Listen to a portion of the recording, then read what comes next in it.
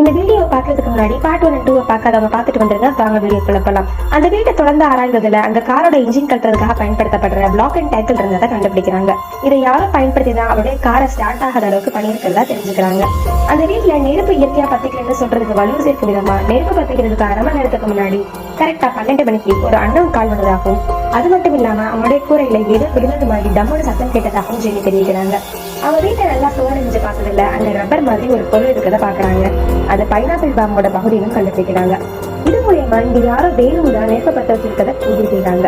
இவங்களோட குழந்தைகளுக்கு என்ன ஆச்சுன்னு கண்டுபிடிக்கிறதுக்காக சிசி கிங்ஸ்ல ஒரு பிரைவேட் டிடெக்டிவை நினைக்கிறாங்க.